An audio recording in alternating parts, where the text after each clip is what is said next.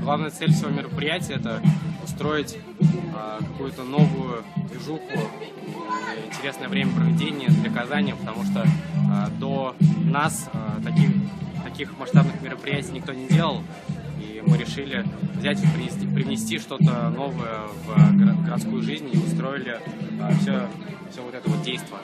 Когда люди приходят не просто что-то купить, а послушать музыку, потанцевать, посидеть, пообщаться. Именно многие сюда приходят за тусовкой. Вот. Ну и, соответственно, купить какие-нибудь крутые штуковины не дороже 100 рублей. Здесь можно увидеть все, что угодно, от виниловых пластинок до браслетов, от аппаратов до каких-то маек, то есть разных. Я лично себе на этой распродаже купил классные кроссовки за 500 рублей.